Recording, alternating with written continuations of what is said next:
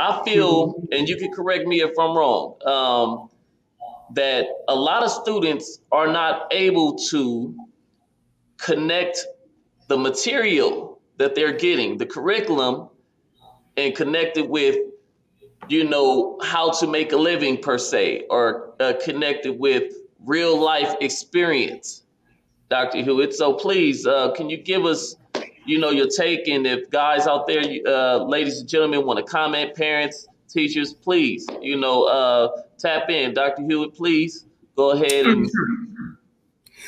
Yeah, I definitely hear what you're saying. There are so many students who are not being served in public schools today. It's disturbing to me as an educator. Now, we've just gone through a really challenging year with COVID-19, with the pandemic. Most of the school year, 3/4 of the school year, a little more than that, where the students were at home. So it definitely was a challenge for teachers to really engage students. So there are a lot of challenges connected to that. But what you're saying, what you're saying about the curriculum is really important, because people need to see themselves in the center of the curriculum. Okay, African American, you should be represented in the literature. There should be teachers in the building that look like you, males and females, African American males and females, people to support you, people that understand your experience. So that's really important. But just kind of, so it's definitely a concern. And I enjoy my students. I mean, I work at a school that's very diverse. So we have all kinds of students, and I just enjoy hearing what they have to say.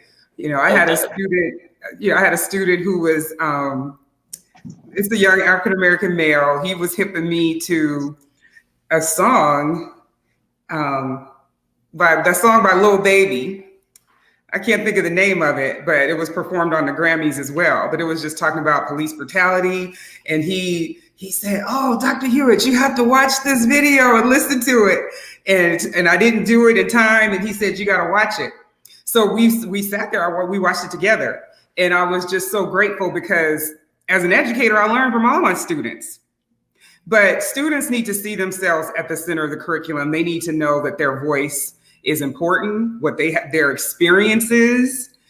This same student, we did a song presentation, and he did a song from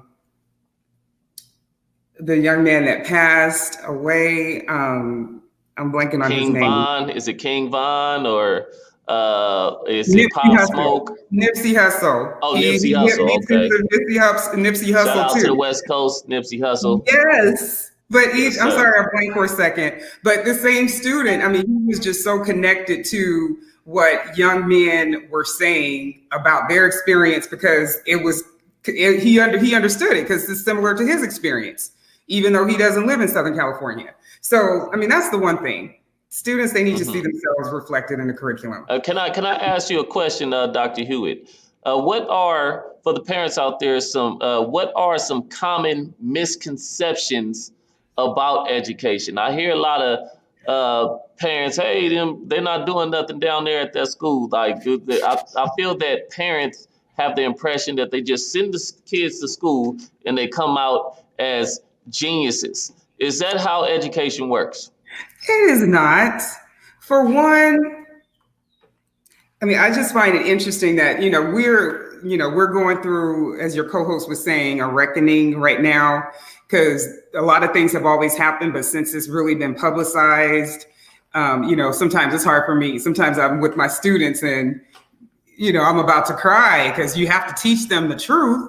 And sometimes you have to touch on current events, but sometimes I get really emotional.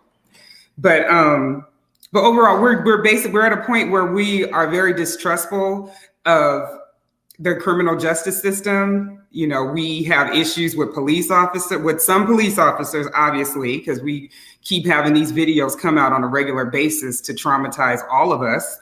And, God help all the families who have to deal with this personally. So, we're very distrustful of the courts, because we didn't really think, we never feel like these police officers are going to be convicted when they kill an unarmed Black person, an unarmed person of color. So, I feel like we're distrustful. There are certain places that we're hip to, and we know that bad things go on, and, we should be careful. But I feel like, there's a lot of violence that takes place in the schools as well. We were talking before about suspensions and discipline disproportionality, how African-American males, people fear them for the strangest reasons because they get suspended more. Black girls get suspended more too. Absolutely true. One fact that is it true that K through 12 in the K through 12 system, African Americans are suspended 3 times the rate of their counterparts. I don't have specific numbers. I mean, that is something I've studied because my doctorate is in urban education, but we study. I can't give a specific number, but it's disproportionate for sure. And, African American males, I mean, not only when it comes to the discipline, it's also when it comes to curriculum matters. I mean, you have African American children more likely to be placed in special education. People are to make an assumption that you can't learn because of the color of your skin or because you're male. Sometimes people are just afraid or feel uncomfortable. So it's like, okay, so let me suspend you or let me put you with another teacher and label you in a way that's incorrect, because we're oftentimes not identified for gifted and talented programs, for AP classes. So I mean, those are just some things that we see going on in the schools. So it's like a lot of parents just really need to be informed. And because we're not really talking a whole lot about education right now because we have some other fires that we have to put out in our community. Yes. But it's really important because, just if I were to give some pointers for parents, well, the first thing Black people need to do in order to make some changes with the issues with discipline disproportionality, with misidentifying our children for special education and not identifying them as they should be for gifted programs, we have to start our own schools.